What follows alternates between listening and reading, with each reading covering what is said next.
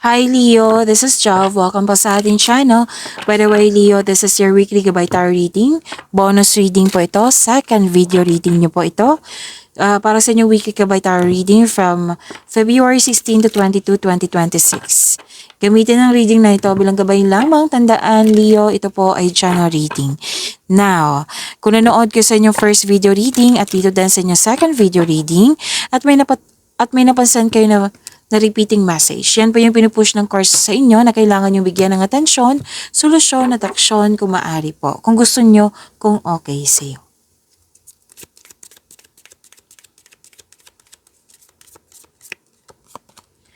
Angel number 2. Leo. Sabi po dito, you have great talent for finding solutions.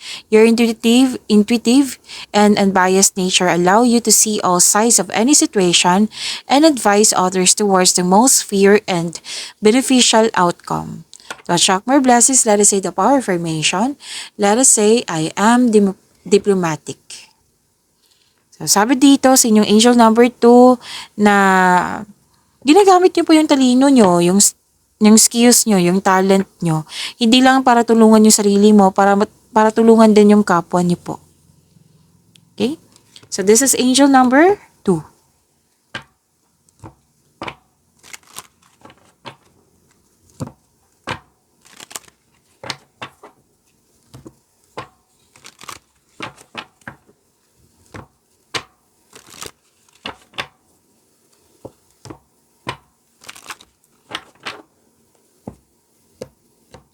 Leo, maraming salamat po sa mga hindi nag-skip ng ads. Subscribe na po kayo sa ating channel at click bell notification para updated po kayo sa bagong video natin. Para sa mga gusto magpa-reading po, comment po kayo ng personal reading and check my reply sa comment section.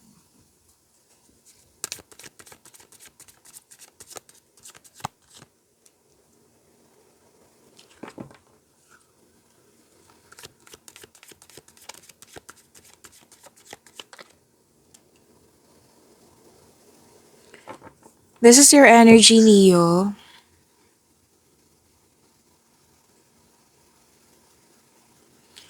Sabi po dito, hard work, productivity, maraming kilos, transition, busy. Very dedicated. So most likely, nakatuon kayo, ang energy nyo nakatuon sa career and money. Bagong kasanayan, kaalaman. So yung mga ginagawa nyo dito, gustong-gusto mo. Tagumpay sa kaperahan. Oo, dahil sa pagiging productive nyo sa araw-araw. Taas ng tagumpay po ito, so keep up the great work. So, naging masipag kayo kasi ang ilan sa inyo gusto nang magbuo ng pamilya. Gusto ma-secure yung future. Hard work at dedikasyon sa mga ginagawa nyo for financial prosperity. So, sinabi ng card, patuloy mo lang magsumikap.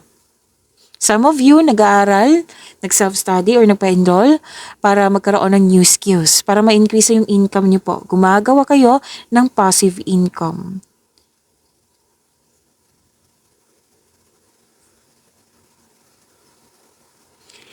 So, kung ano man tong nag-self-study kayo, nag-study kayo, or nag-practice kayo, it will lead you to abundance po. Basta mag-trust kayo na magagawa mo ito, mag-set ka na yung clear intention para ma-achieve mo tong success na sinasabi dito.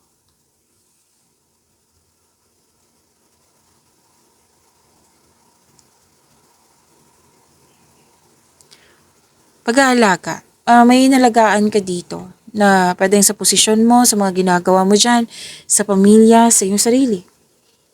May nakita din ako dito na family mo, oo. Nagkaroon ka ng time sa family mo or sa mga bata. Pero din may bagong nanganak, okay? Nanganak dyan. Nag-aalaga ng baby. Marami ka naisip na bagong ideas para sa ikakabuti na yung buhay. Ang ilan sa inyo nag-enjoy sa home decoration, nag-spend time sa bahay.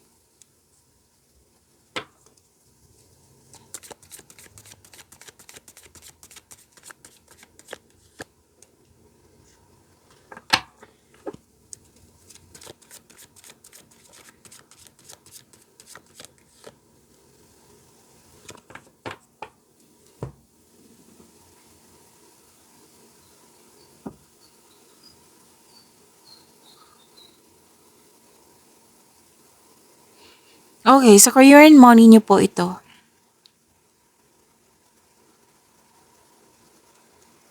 Sabi po dito, success and enjoyment.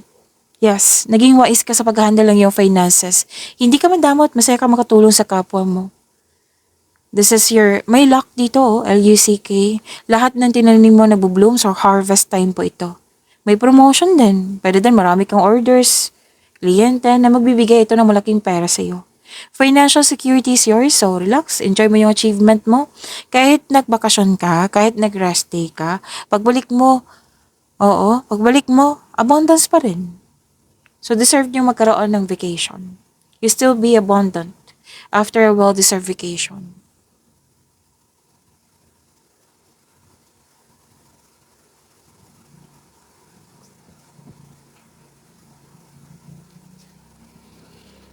Okay.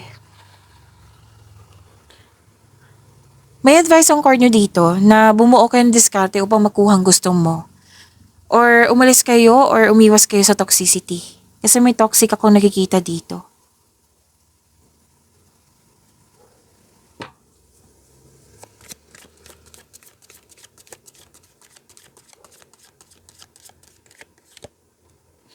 Andito po si Angel of the Past. Kunin natin ha, lumabas agad.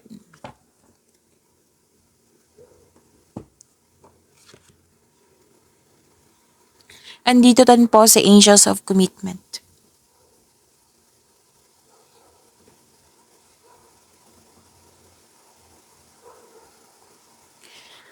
Okay, Leo. Huwag niyo kalimutan na mag-subscribe kayo sa channel natin at i-click yung bell notification para updated po kayo sa reading natin. At huwag niyo kalimutan na manood sa first video reading nyo. Yes, kasi second video reading nyo po ito.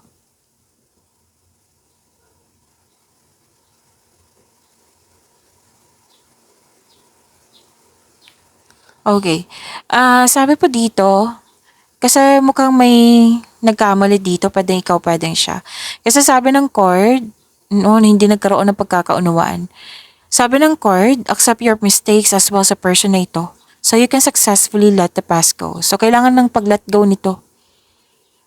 Surrender, accept, release, and forgive. Kailangan ng forgiveness para makamove forward na. Okay, acceptance and release. Maaari din na parati itong lumalabas sa iyo, Leo, na maaaring may magpakita sa iyo or may balak bumalik yung past love mo. Pwede din kaibigan to, na dating malapit sa iyo na nagkaroon ka ng loss of connection, kung sino man to. Para humingi ng tawad at mag-put ng closure. So kung gusto mong maayos na ito, ipagdasal nyo kasi balak pa ito eh. So kung nangyari na ito, seek forgiveness. Syempre, seek forgiveness in order to move forward.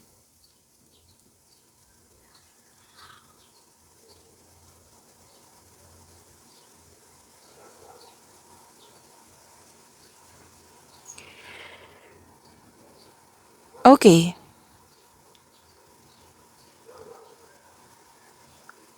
May bagong connection.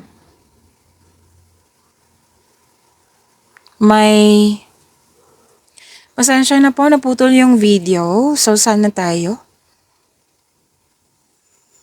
Leo.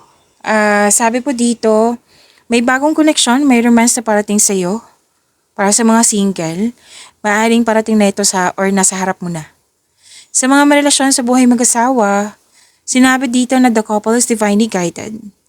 At sinabi din dito na soulmate mo siya. So may celebration ako nakikita dito. May ligawan, may nagustuhan, may nagkasundo para mag-date, may nagkasundo, promises, bagong relasyon, may bagong relasyon. Pwede din self-love ito. Like, nagpasya ka na magkaroon ng time for yourself. Yes, kasi may nakita rin ako ditong beauty application. Pwede din na mag-exercise ka na. Yan. So, to attract more blessings, let us say the power affirmation. Let us say, kasi andito po si Angel of the Past at andito po si Angel of Commitment. Let us say,